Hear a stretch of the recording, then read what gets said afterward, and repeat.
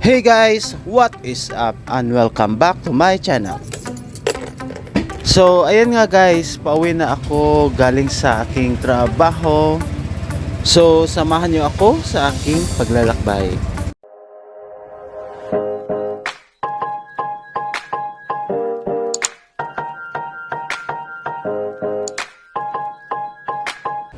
Yes na yes mga lods, at least nakawin na rin, haha. So pauwi na ako ngayon, papunta sa bahay o sa boarding house kung saan ako nag-stay. Okay, sa rides natin ito ay magkikwento ako tungkol sa YouTube kasi wala pa akong video na may patungkol sa YouTube, kung bakit ako nagpadpad sa YouTube world at kung bakit ako nagpapatuloy hanggang ngayon kahit may mga problema na nararanasan habang nag-YouTube. YouTube o YouTube, siguro pareho lang naman yan, kaya kayo na lang ang umintindi, okay? Ang channel kong ito ay ginawa ko noong January 1, 2021, this year. Wala pang masyadong upload at hindi pa Buholano ay ang pangalan, iba pa.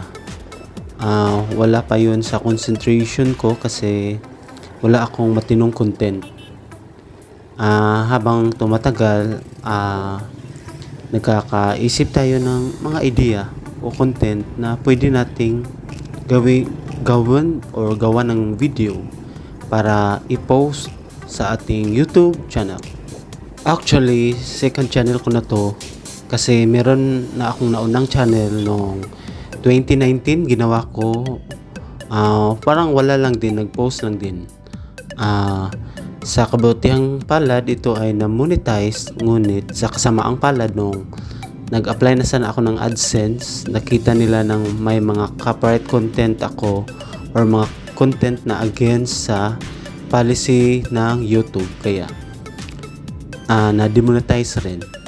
So kung gusto nyong mag-check, mag-subscribe or manood sa mga videos ko sa ibang channel, ang pangalan ng channel na yun ay Love and Light Channel.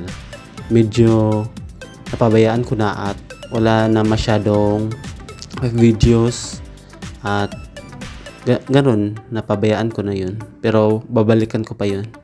So kaya nga naisilang ang second channel kung ito na Buholano ay kasi parang na desperado ako sa una kong channel kasi nung nag-reapply ako is hindi na nila tinanggap. Nag-reapply ako ng siguro thrice or 4 na beses. Until now hindi pa natanggap, pero okay lang. Meron na kasi yung magandang revenue. May sasahod na sana ako pero hindi na demonetize yung channel ko, pero okay lang kasi kasalanan ko naman kasi may uploads ako na against sa kanilang policies.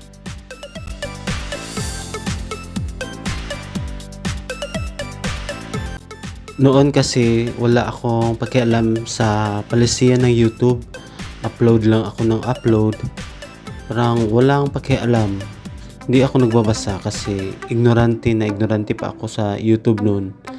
At yun nga, nung nag-apply na ako ng AdSense or AdSense pin na nakadawat na ako AdSense pin para i-verify yung address ko, is na-demoni na yung channel ko.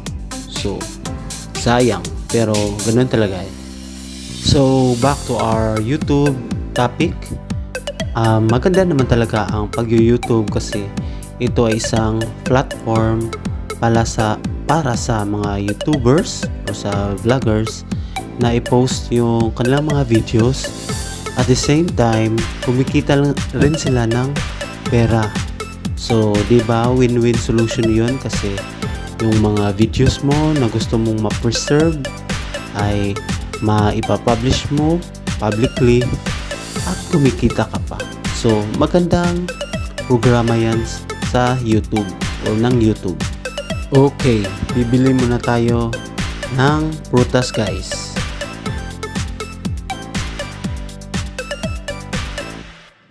So, nandito tayo ngayon sa Ubay Public Market para bumili ng prutas.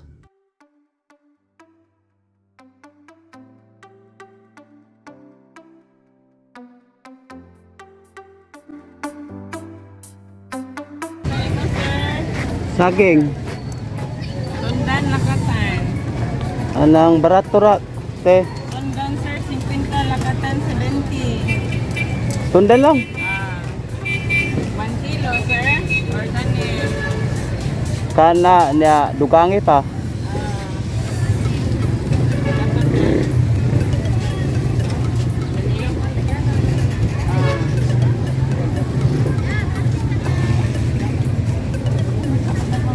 Gini sir. Ah.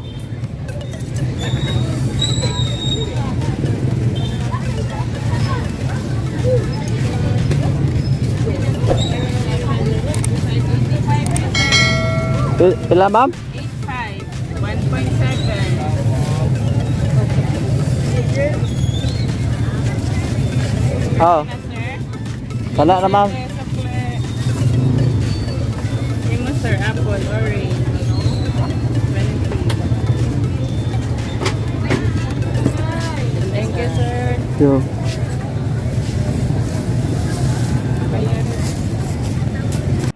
Ayan, nakabili na tayo ng saging guys. Ito ay pandagdag resistensya at bitamina sa ating katawan. So, kailangan natin ng prutas o ng saging para pangdadag potassium sa ating katawan. Nandito tayo ngayon sa Ubay, Bohol, kung saan ako nagtatrabaho.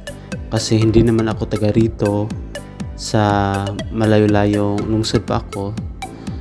So nag-board lang ako dito, nagbo-boarding house para ako makapag-stay kasi wala naman akong kakilalang paryente dito or mga kapamilya. Lihis muna tayo sa ating YouTube topic. Ang lungsod ng Ubay kasi is malaking lungsod, isa ito sa pinakamalaki dito sa probinsya ng Bohol, at maraming tao dito at maraming mga establishmento, at yung lungsod is progresibo din kahit papano. Ang lungsod ng Ubay ay isang first class municipality na nasa sakop sa 2nd district ng Bohol. And back to our topic, YouTube topic. So hindi naman pala madali yung pag-YouTube, kasi kung akala ng iba na mag-post ka lang ng video at may manonood na sa'yo at kikita ka na, hindi ganun yon. Kasi pagtatrabahoan mo pa yung pag-build or pag-grow ng channel mo. Kailangan meron kang mga subscribers at organic viewers na manunood sa channel mo, sa mga videos na ipinost sa channel mo. Kasi kung wala namang viewers is mahirap talaga, kasi parang nawawalan ka rin ng gana na ipagpatuloy yung pag-YouTube. Kasi kung ikaw lang din ang nanonood at walang nanonood sa iyo, is parang mawawalan ka talaga ng gana. Feeling mo walang kabuluhan ng pinagagawa mo kasi walang sumusuporta sa iyo. Kaya yun, actually sa umpisa lang talaga ang pinakamahirap na bahagi, kasi kailangan mo pa ng mga subscriber, ng mga viewers para manood sa mga videos mo. Yun, mahirap yun kasi kakastart mo pa lang at kailangan mo nang manunood sa iyo. Yung iba hindi naman susuporta sa iyo, kahit mga kamag-anak mo, baliwala lang sa kanila yun kasi hindi sila nakaka-relate at busy din sila. Kaya ayun, sa umpisa lang talaga mahirap, pero once na sa darating ng mga araw or panahon or buwan, matutunan mo kung paano mag-grow yung channel mo, kung paano ka makakuha ng mga subscribers at mga viewers. So yun ang tip ko sa mga gustong pumasok sa YouTube. Lahat naman talaga, 'di ba, nag-umpisa sa wala. yung mga pinaka-successful na YouTubers ngayon o vloggers. Nag-umpisa din yan sa mga wala. Kaya lang, advantage o malaki yung kanilang advantage, lalo na yung mga artista, mga celebrity, kasi marami na silang followers, malaki ang kanilang fan base. Pero sa mga small YouTubers na katulad ko, talagang mahirap kasi gusto mo o kailangan mo pang magpakilala sa kanila, at lalo pa kung mahiyain ka, mahihirapan ka talagang kumonekta sa mga tao. Kagaya ko, napakamahiyain kong tao at nagtataka nga ako bakit ako napadpad dito sa pag-YouTube. Napakamahiyain ko pa naman. So, ginamit ko na lang itong way para ma-overcome ko yung pagkamahiyain ko, para sa unti-unti ay ma-build ko yung confidence ko bilang isang vlogger o YouTuber. Pero ang pag-YouTube ay minsan sortihan lang naman din, kasi kung kakagatin ka ng mga tao o papatok yung mga videos mo, kung gusto nila yung mga pinagagawa mo sa mga videos mo, is susuportahan ka talaga nila. Pero kung wala namang suporta, patuloy pa rin tayo, kasi yung pag-YouTube is pwedeng libangan lang naman natin yan para yung mga memorable moments natin is mai-post natin sa website ng YouTube or sa social media na ito, kasi at least meron tayong souvenir or ma-preserve natin ang ating mga videos, kasi enjoy din yung paggawa-gawa ng mga videos, kasi natututo tayo dito nag-i-enjoy rin tayo, ngunit may kasabay din itong mga problema.